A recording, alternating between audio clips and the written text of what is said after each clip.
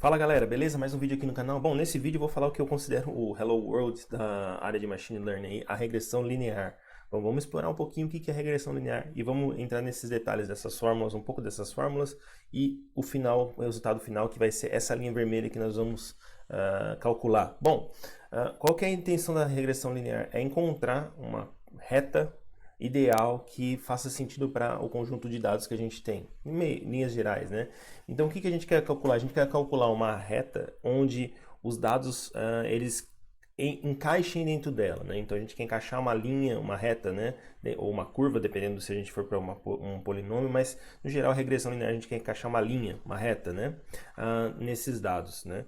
Então, se os dados estão bem mais comportados, como a gente está vendo na imagem aqui, a gente consegue traçar uma reta mediana entre todos os pontos para a gente ter um próximo, se um ponto tiver, onde estaria um próximo ponto, por exemplo, né? Então a gente consegue calcular essa reta. Bom, a fórmula para a gente ter essa reta, no final das contas, né, é basicamente a gente calcular esse θ 1 e esse θ 0, que também pode ser conhecido como coeficiente e intercepto, né?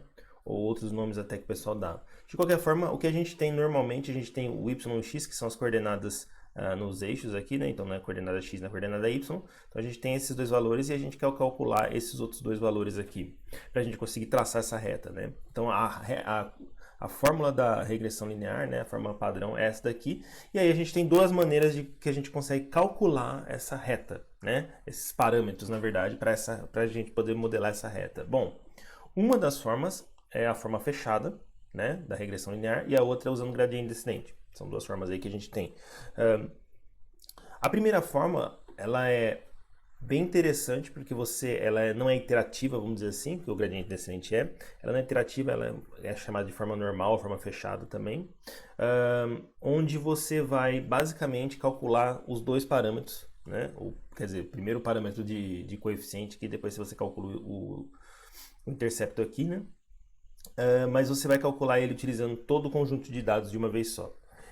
Essa é uma facilidade, mas também é uma limitação. Se você tiver um conjunto muito grande de dados, fica um pouco complicado você calcular tudo de uma vez só, né? Porque você vai ter que carregar tudo de uma vez só em memória e fazer toda uma transposição de matriz no eixo do X, por exemplo.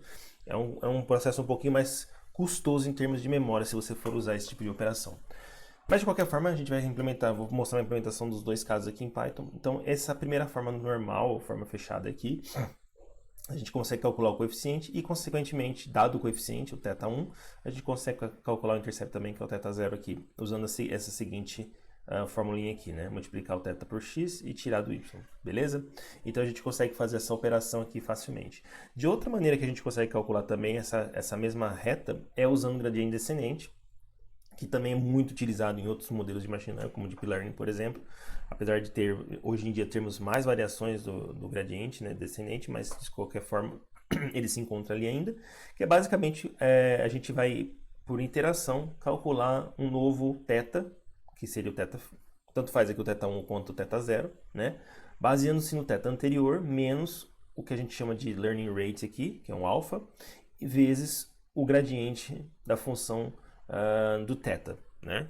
Então, a função j aqui, que seria o erro quadrático médio, né, que a gente usa por padrão, o que acho que é o mais utilizado na regressão linear, que é o MSE, é dado por essa fórmula aqui, onde a gente vai ter o h de θ x na posição i, né? Então, se eu tenho uma matriz unidimensional, que é o caso que nós vamos fazer aqui, uma matriz unidimensional, o i aqui é cada posição da matriz, assim como o y também vai ser cada posição da matriz y, então x e y vão ser pareadas, né? A mesma quantidade de elementos, o x para y e assim sucessivamente.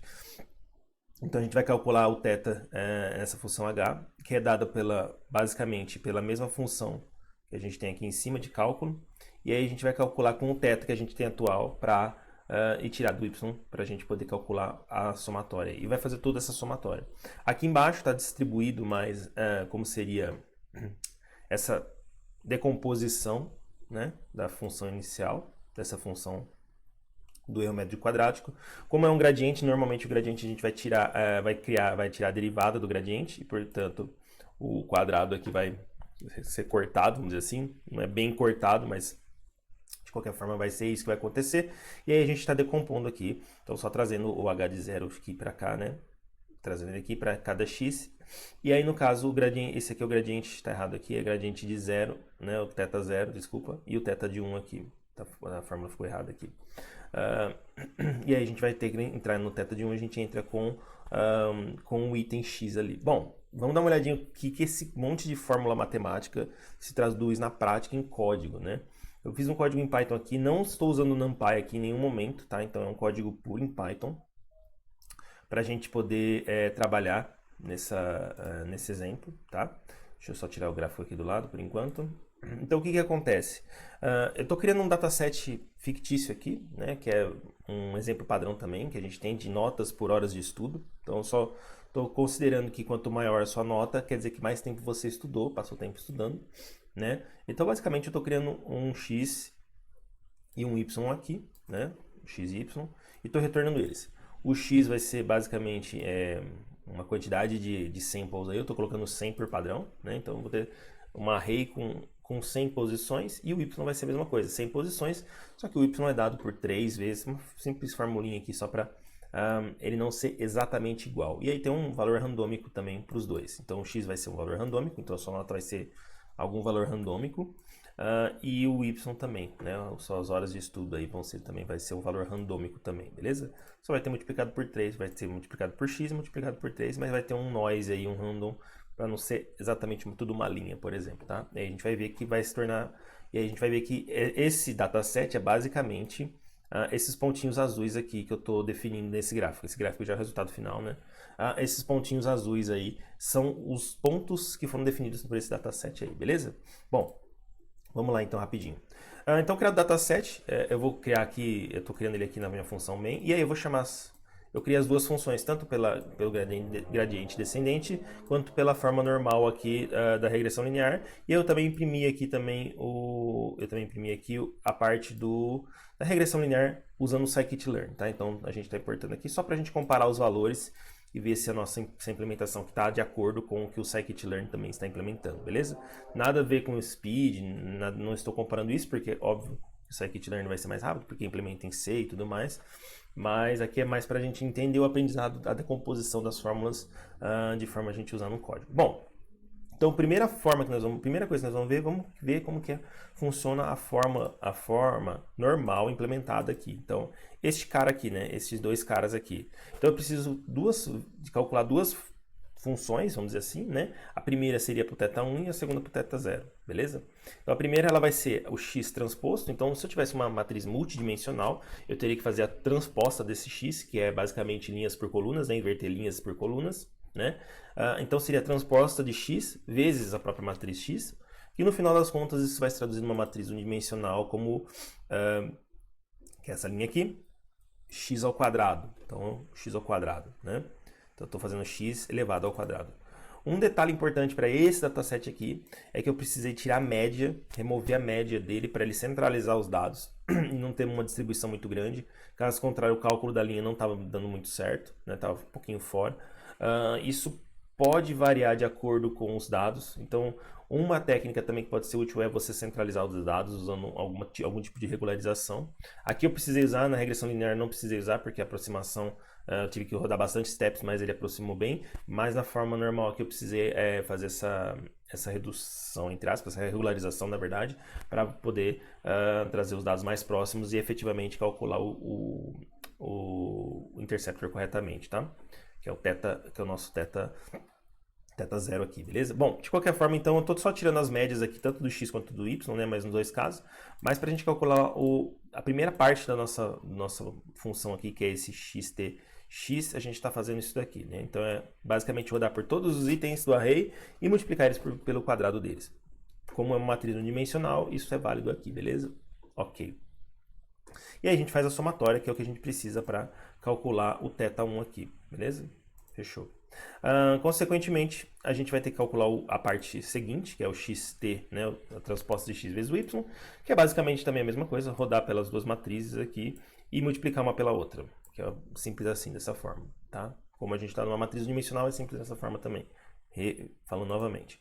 E aí a gente calcula a fórmula toda, que vai ser a primeira parte, vezes a segunda. Como a matriz está invertida aqui, então seria uma dividido pela outra, que é o que a gente está fazendo aqui, o divisor pelo outro. E aí, por fim, a gente tendo o nosso slope aqui, né, que seria o nosso coeficiente, a gente calcula o coeficiente vezes x, menos y aqui, e calcula quanto que vai dar, né, basicamente isso aqui, para cada xy, e aí a gente soma tudo e divide pela quantidade de x, pela quantidade de itens de x que a gente tem aqui. Fechou? Isso vai dar para a gente um interceptor aqui, e consequentemente a gente vai conseguir gerar aquela reta lá, exatamente como ela é. Tem que dividir pela quantidade de x aqui, porque a gente está fazendo somatória de todos os itens, então a gente tem que acabar dividindo pelo valor total aqui, beleza? E aí, a próxima implementação que a gente pode fazer é pelo gradiente descendente. No caso do gradiente, a gente precisa de 2 pontos aqui. O primeiro, como ele é um processo iterativo, a gente tem que rodar várias vezes, então a gente tem um for aqui que é o épocas, né? Essa é a nossa segunda linha aqui, né? A primeira aqui é mais para definir as duas variáveis de slope e intercept, então eu defini elas com valores iniciais. O do intercept eu defini como 1, né?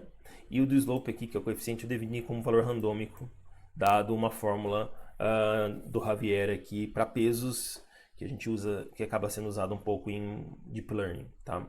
Para iniciar os pesos randomicamente, beleza? Bom, então eu preciso rodar para cada época, eu preciso ter um processo iterativo, né, para o gradiente ir removendo. Então, conforme o que o gradiente vai fazer, conforme eu estou executando iterativamente, ele vai tirando um pouquinho ou acrescentando um pouquinho, né, depende muito da onde você tem que ir na curva. Ele vai tirando ou vai adicionando um pouco de parâmetros para você conseguir tentar calcular melhor o slope aí. Então você precisa de um processo interativo para ele descer a colina ou, enfim, achar um mínimo local, por exemplo, tá?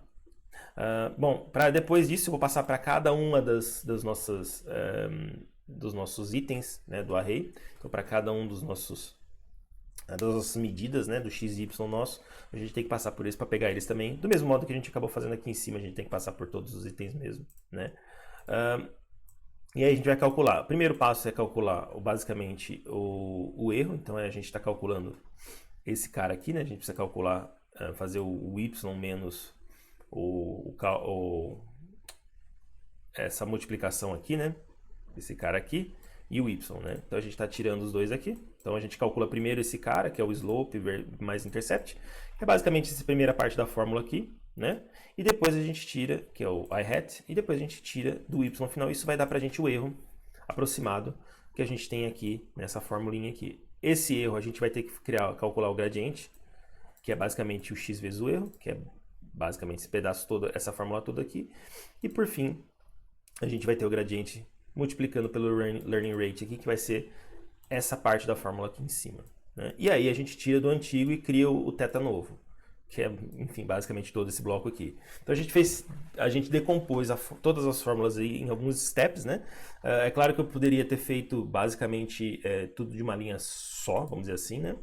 Mas eu preferi separar aqui para a gente poder ter uma ideia de cada um dos mínimos steps aí. E com isso a gente consegue iterativamente calcular aí o slope e o erro. Eu não estou dividindo pela quantidade m aqui, né, que seria a quantidade de itens no array. Vai demorar um pouco mais às vezes para encontrar, dependendo de como você faça essa divisão. Pode ser que você tenha que demorar mais iterações para até chegar no final. Mas de alguma forma ele aproxima relativamente bem aqui, tá bom? Beleza. Bom, então só para executar esse código aqui para a gente poder ver, eu já tinha rodado antes, deixa eu até limpar aqui para não perder. Bom, o que a gente está imprimindo? Então o primeiro print é da regressão linear calculada usando o gradiente descendente. O segundo é usando a forma normal aí, né? A equação normal. E o terceiro é a implementação que é feita no scikit-learn só para a gente ter uma base aqui, uma baseline de todos. Bom, como o nosso gradiente descendente está aproximando até 3 dígitos, então a gente vai conseguir ver 3 dígitos iguais aqui, beleza? Então 0,57, 3. Aqui ele está aproximando 3 para 2,9 para 3, né? Enfim. Mas a gente consegue até 3 dígitos de aproximação como o nosso gradiente. Se a gente diminuísse esse gradiente, né, esse learning rate para -4, por exemplo, teria que ter talvez mais épocas ou fazer a divisão lá para tentar melhorar essa aproximação sem precisar fazer grandes mudanças aqui, né? Mas provavelmente teria que rodar um pouco mais de épocas, talvez, tá? Então, o gradiente descendente está calculado, a gente consegue, dado esses dois valores, que é os mesmos valores que a gente tinha colocado aqui na... Deixa eu voltar o meu gráfico aqui. Nesse gráfico aqui, então, a gente está com 296 e 0,573, que é basicamente o que estava aqui, né? Cadê o carinha? Esse cara aqui, ó. 296, né? Mas, enfim, aqui ele está arredondando 926, desculpa, tá aqui. E o 0,53 aí, que está ali em cima, 0,573, desculpa.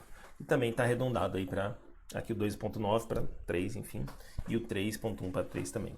Então, dessas duas maneiras, a gente consegue calcular essa reta da regressão linear, tanto pela forma da equação normal, que é esse primeiro caso, quanto, ou forma fechada aqui, como estou definindo, ou pelo gradiente, o correto é falar forma normal, mas está aqui como está a equação normal, que está como forma fechada, dá pra gente, mais para a gente entender que a gente está com todos os dados de uma única vez, sem ser iterativamente, né? E pelo gradiente também a gente consegue fazer o cálculo aqui. O detalhe é que a diferença principal é que como a gente, no caso aqui específico, como eu tenho pouco dados, né? Eu estou carregando tudo em memória, mas aqui eu poderia ter uma forma. Aqui não tem muito como fugir, eu preciso ter todos os dados de uma vez só para calcular, mas aqui eu posso calcular fazendo algum generator, alguma coisa assim, para não ter que carregar todos os dados em memória para passar por eles, né? Aqui eu tenho que fazer isso. Eu tenho que fazer essa passagem aqui por todos. Aqui também, em outros casos, eu tenho aleatoriedade para tentar criar formas diferentes de carregar esses dados e tudo mais. De qualquer forma, isso são técnicas que você vai precisar, às vezes, num modelo de Deep Learning para evitar overfitting e tudo mais, beleza? Bom, o vídeo é esse, espero que tenham gostado. Se curtiu o vídeo, não esquece de deixar o like. Espero que tenha facilitado um pouco aí a vida para quem está começando em ML e quer aprender um pouco sobre Machine Learning, entender algumas coisas. Vamos ver se eu consigo fazer mais vídeos a respeito de outros modelos, KNN, etc e tal. Que são modelos que eu já estudei, que eu gosto, que eu acabo usando às vezes em algumas coisas. KNN eu até usei em outro vídeo meu aqui no canal, se você der uma procuradinha que foi implementando o gzip Classifier. Eu usei o KNN na verdade do Scikit-learn, mas é um modelo que a gente usou ali para fazer um classificador de textos. Enfim, de qualquer forma, curtiu o vídeo, não esquece de deixar o like, assina no canal, ativa o sininho para notificação dos próximos vídeos e obrigado e até mais. Tchau, tchau.